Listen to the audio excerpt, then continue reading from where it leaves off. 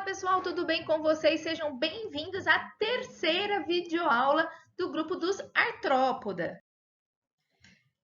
Vamos recapitular, né? Na primeira videoaula nós falamos dos aspectos gerais, vimos um grupo extinto deles, que é o trilobita. Na segunda videoaula a gente falou do grupo dos aracnídeos e dos crustáceos. E agora nós vamos falar do grupo dos insetos, o maior grupo dentro dos artrópodes. Vejam que o artrópode é o maior grupo de todos os animais. Por quê? Graças aos insetos, que é o maior grupo dos artrópodes, ok? Bora lá, então, aprender sobre os insetos. Uma aula muito interessante. Bom, então aqui nós temos, né, uma mosca, uma formiga, uma libélula, uma abelha, uma borboleta, pulga, cupim, tudo é inseto, né? Então, o inseto reúne o maior número de espécies de animais.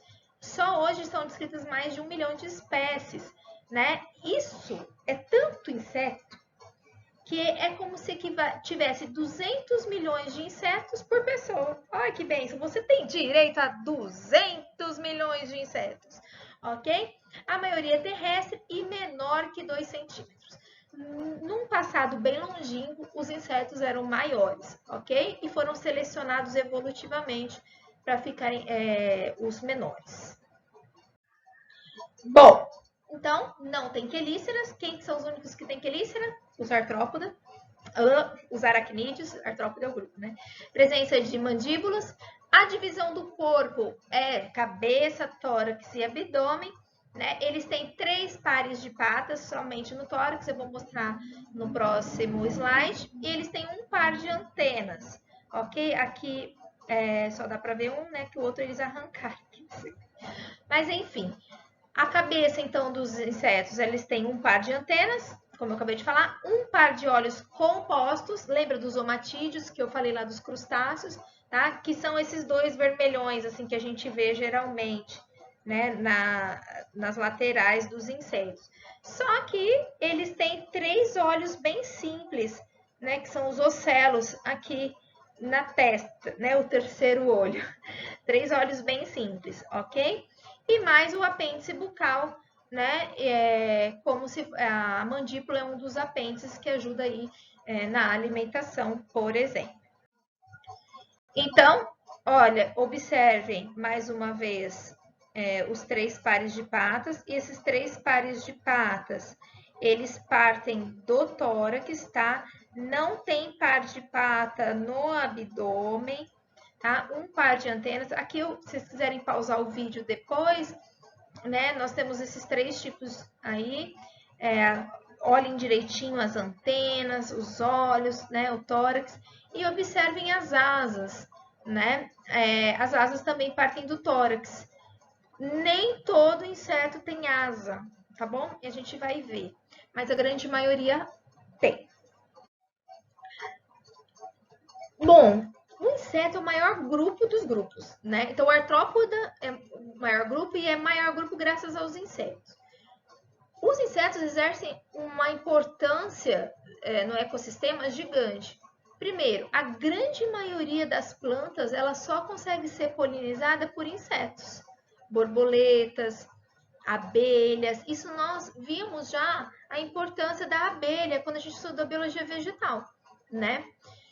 Eles são importantes na manutenção do equilíbrio ecológico. Então, assim, muitos animais dependem dos insetos para se alimentarem. Exemplo, sapo, né? O tamanduá. Então, tem muitos animais que só sobrevivem se alimentando de insetos. Então, o equilíbrio na cadeia alimentar é importantíssimo se tiver insetos, né? Mas, para o homem, né? Qual que é a importância também, né? Além do equilíbrio ecológico? Muitos insetos são vetores de doença, como a dengue, por exemplo, né? O Trypanosoma cruzi, lá a doença do causador de chagas, também o vetor é um inseto, que é o barbeiro, enfim, várias doenças. Nós temos o inseto, a elefantíase lá, a filariose que a gente viu também, um dos vetores é inseto, e muitos insetos são pragas na agricultura.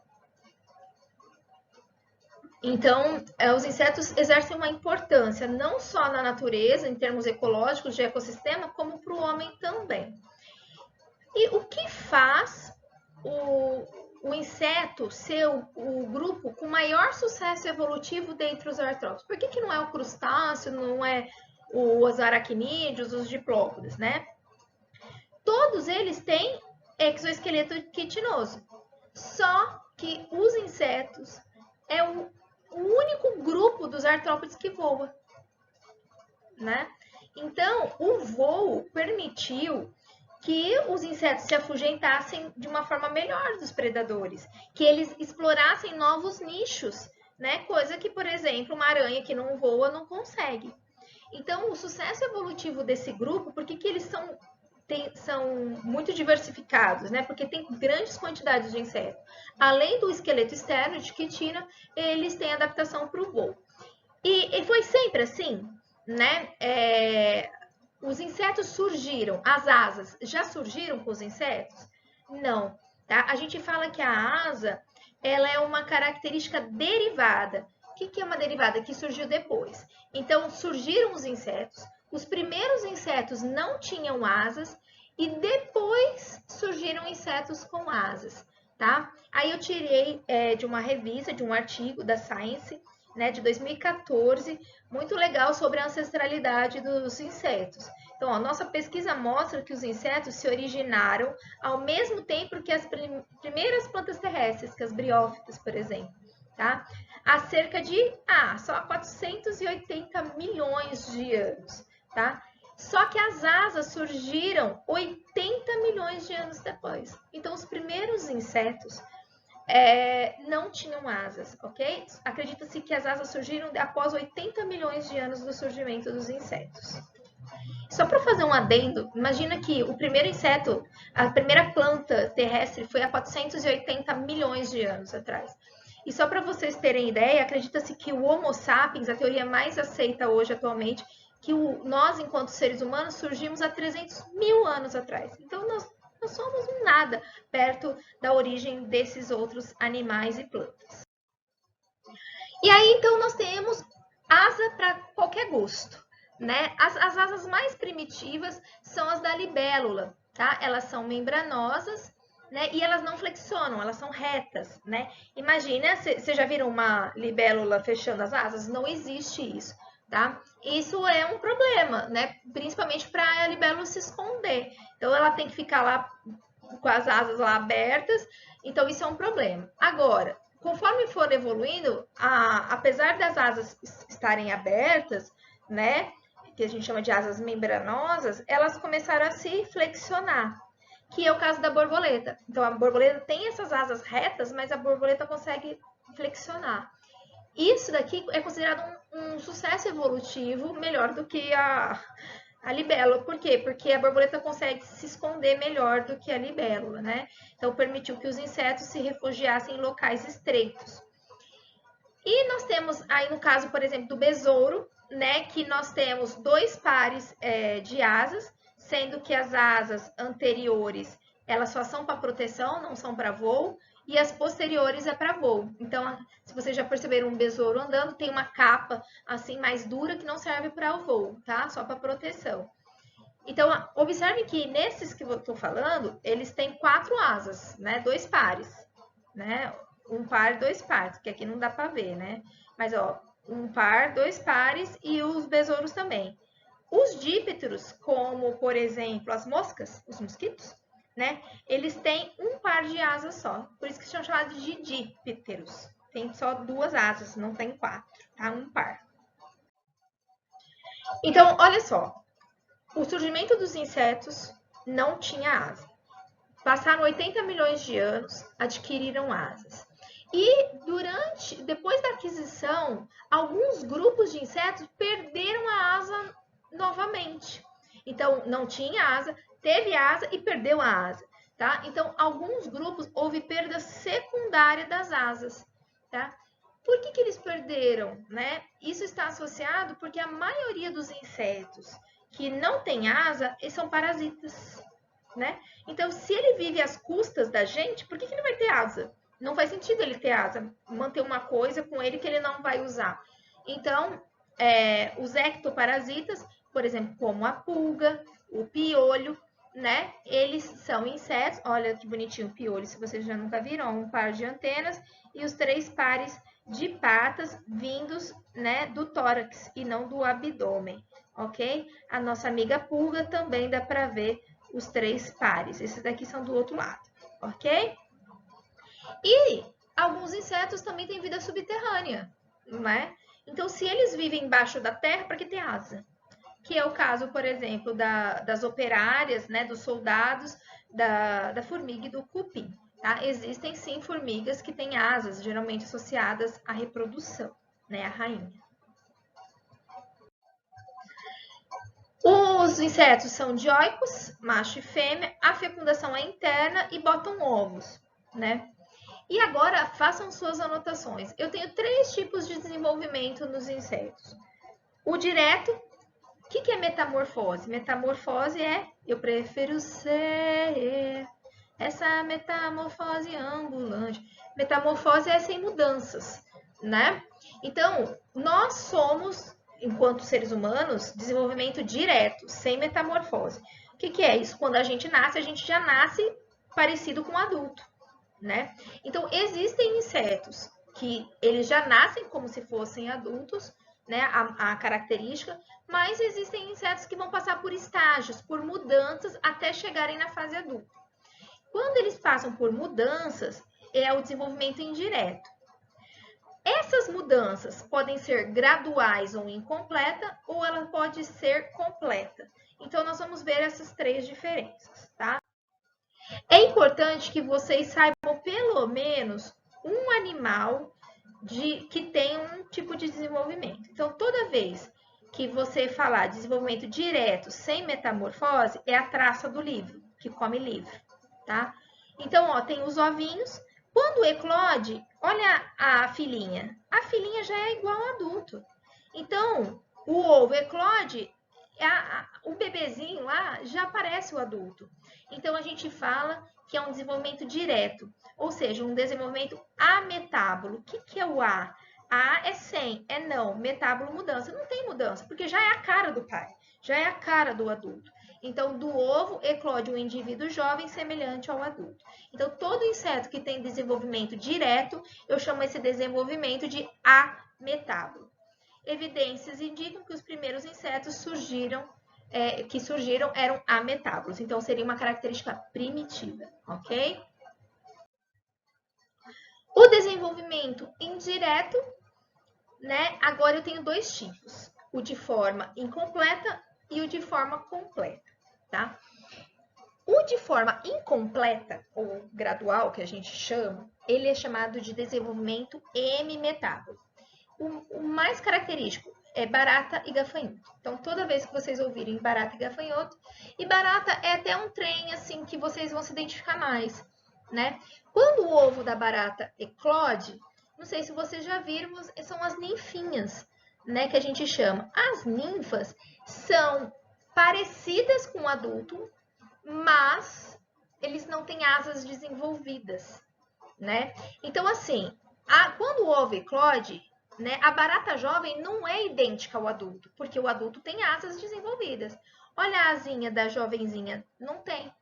Então, é um desenvolvimento gradual.